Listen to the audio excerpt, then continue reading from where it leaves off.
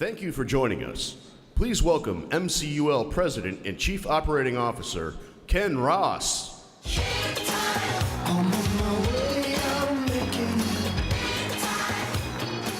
Good morning, and welcome to the 2017 Annual Convention of the Michigan Credit Union League. It's great to see everybody, and I'm going to start out by thanking each and every one of you. First of all, thanking you for attending. We know this is an important event where people can come together once a year with the big family of credit unions here in the state of Michigan to reconnect, to network, get some education in, and importantly, to bring new people into the Michigan Credit Union movement. I also want to thank you for your engagement over the last year. We do what we do, we're successful in what we do because of the engagement of our credit union community, not just in Lansing, but all across the state of Michigan, which is really exciting. And thank you also, finally, for all the good works that you do in communities all across the state of Michigan. All those good works, both individually and in the aggregate, really tell the story of Michigan credit unions and help us in so many ways, not only in differentiating ourselves from the rest of the financial services sector, but also planting firmly in the minds of public policymakers why credit unions are different and why it's exciting to be associated with credit unions. We're an industry, but we're also a movement. We're a movement that started on the philosophy, the core philosophy of people helping people. It's a simple thing, but it's an important thing, particularly in this environment. Now, when we work together as credit unions with the Michigan Credit Union League and our partner nationally with CUNA, we can make some pretty amazing things happen. We also work hard to remove barriers and to promote the credit union difference, to make sure people understand what that credit union difference is all about.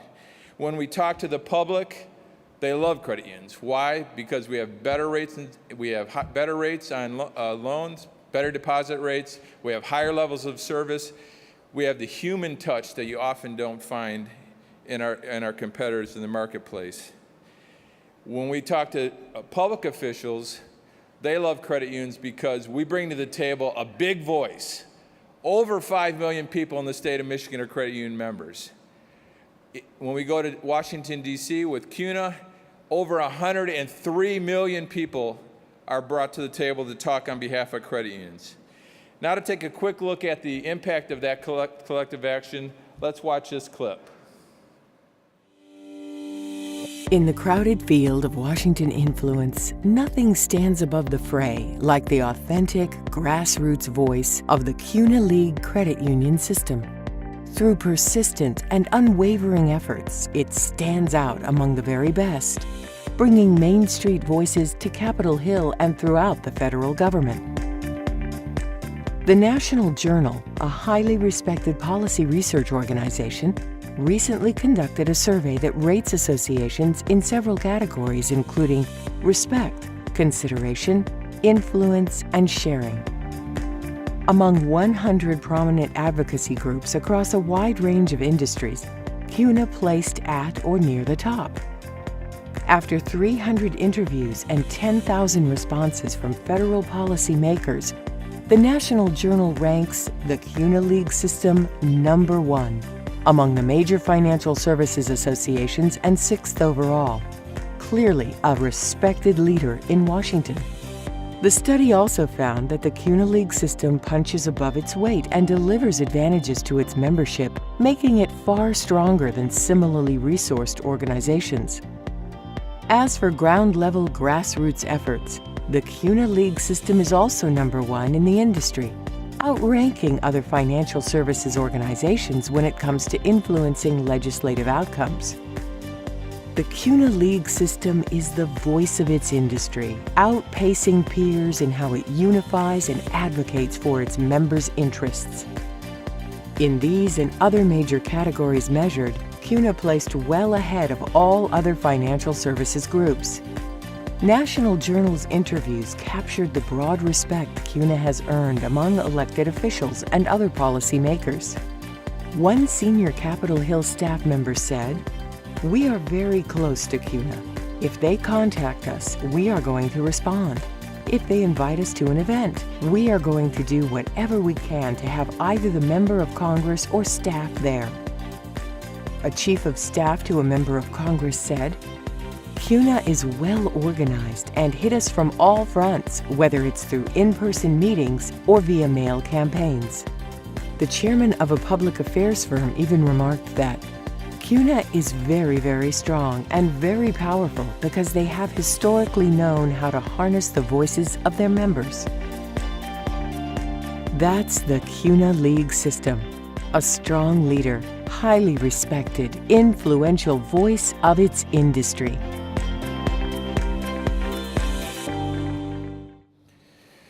And that just shows that while we're pretty good here in the state of Michigan, we don't go it alone. We're part of a system with a strong national partner in CUNA. And when we act together, good things happen. Some pretty amazing things happen. At this very main stage up here last year, we had an update from Governor Snyder, and we had a bill signing updating the Michigan Credit Union Act. That was pretty cool, right? Never happened before. We also have this event, the AC&E, which is one of the largest trade association annual meetings with close to or just over 1,000 people participating from all parts of the credit union system here in Michigan. We continue to have one of the biggest, most robust, and well-funded CU Link campaign, cooperative advertising campaigns in the nation with some of the best highly produced content. And Dave will be rolling out the new content for the next content cycle in 2018 tomorrow. And we also have a phenomenal resource in CU Solutions Group, which provides world-class products and services to credit unions. And it stands at the heart of the financial engine that drives the Michigan Credit Union League. It allows us to do all the great things that we do. When it's successful, we're successful, and you're successful. So we're very proud in that respect. Now, we've got some big challenges ahead. Federally, when you look at the federal landscape right now, there's a lot going on, no question. Tax reform is on the horizon, and we know that at the federal level, partnering with CUNA, our job one is to protect our not-for-profit status, to make sure public policy members, every one of our delegation members here in the state of Michigan, understands the connection between that not-for-profit tax status and the good works that credit unions do in communities all across the state of Michigan. We also know that reg relief is a huge part of the landscape in every credit union. As the CFPB has become more powerful over the last 4 or 5 years, regulatory burden has increased, and we're strongly supportive of CUNA's campaign for common sense regulation to help us realize some regulatory relief.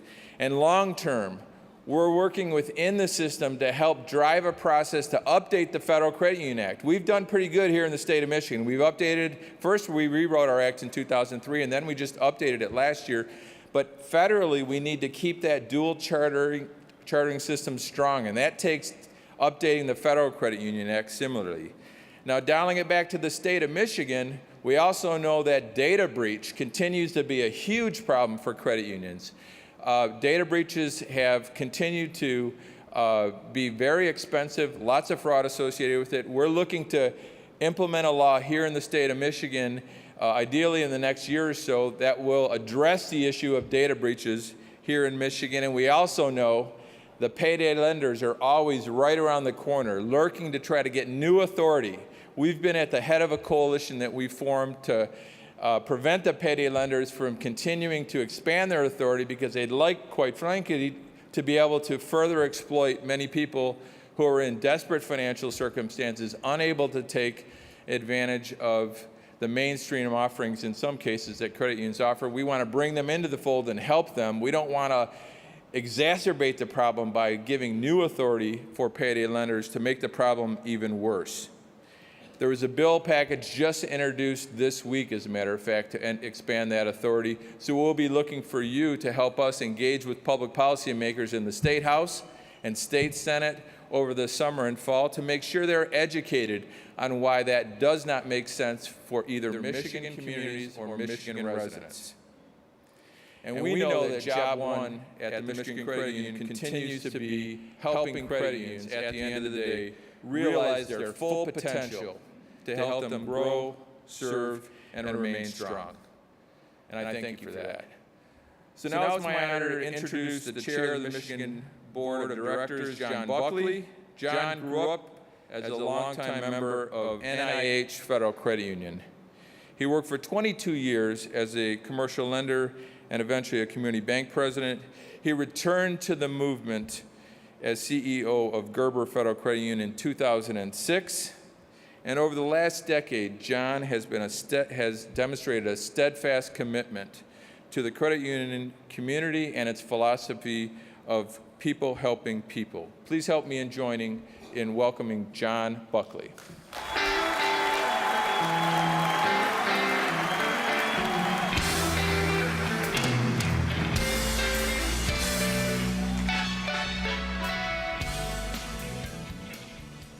Good morning. I know most of you. You can do better than that. Good morning. Anybody name that theme music as I came in? Siberian Cat True by Yes. It's a great, great song. Something to strive for when you get involved in everything. You get to choose your own theme music when you come up here. It's a wonderful thing. Thanks, Ken. When we gather together for events like the AC&E, we talk a lot about credit union engagement, and it's with good reason. Real, genuine grassroots commitment is what makes our industry different. Knowing that what we do matters, that every single day we're making a tangible, positive impact on people's lives is rewarding in a way that many professionals never experience. It's a part of what keeps us going, pushing for the next breakthrough, the next milestone. It's why, for the second consecutive year, the Michigan Credit Union League has 100% affiliation.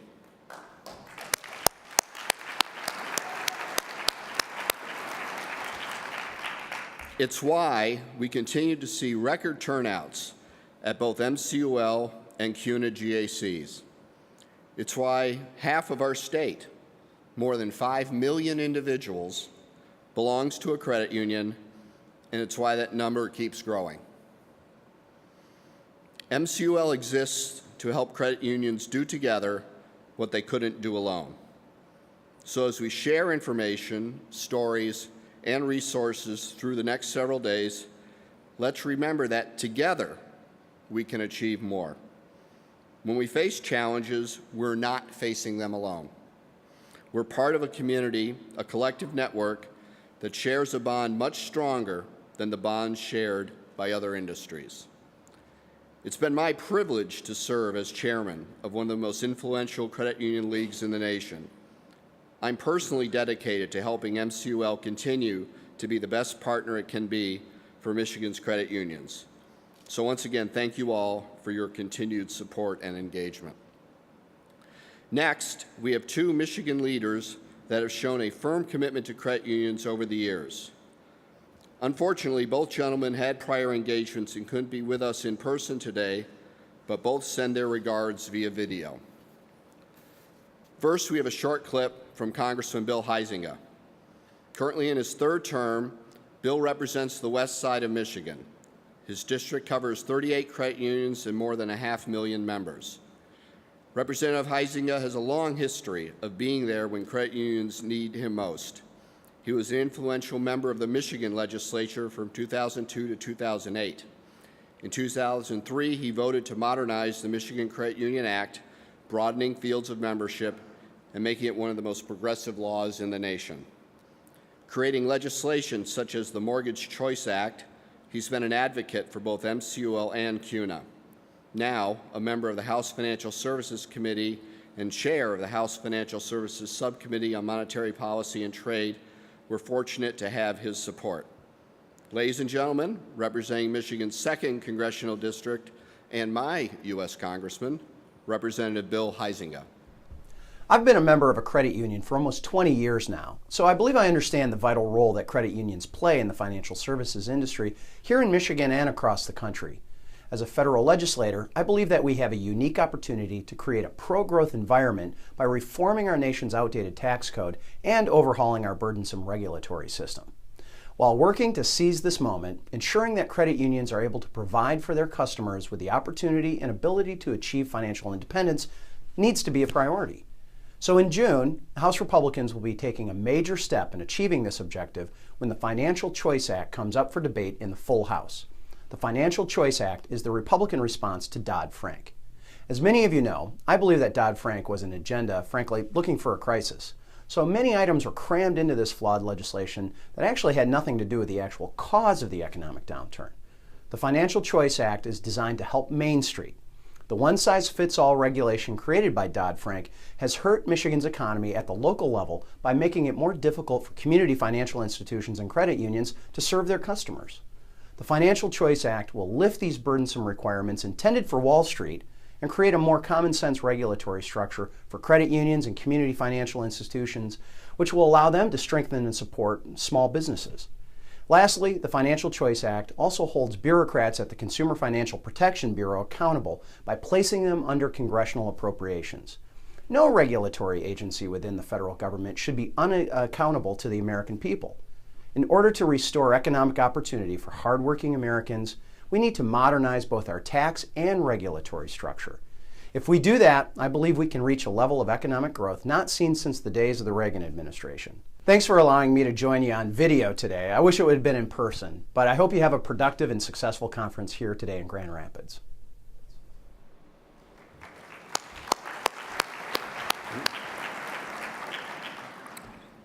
We appreciate Representative Huizenga sending his regards. Next, we have a short message from Governor Rick Snyder. As you all know, Governor Snyder played a pivotal role in last year's very welcome update to our state charter. He's long been a proponent of fiscal and social responsibility, which puts him firmly in line with the credit union social mission. Governor Snyder isn't a career politician. He's an accountant with a strong financial background. He understands the important role our institutions play in the lives of our members. Please allow me to present Governor Rick Snyder. Over the past 6 years, Michigan has created over 500,000 private sector jobs. And in 2016, our unemployment rate fell to its lowest point in 15 years. We've made great progress, but there is more we can do. Last year, we took a major step forward by updating the Michigan Credit Union Act. In front of this very crowd, I signed into law the first comprehensive update to this act in over a decade. Together, we eliminated needless barriers and provided regulatory relief to credit unions. We improved the examination process, expanded credit union powers, and added new protections. The continued growth of small business lending is critical, and Michigan credit unions have an important role to play in its growth. I greatly appreciate all that you do in service to our great state. I want to sincerely thank the entire Michigan credit union community for all the good work that you do. Thank you, and enjoy your event.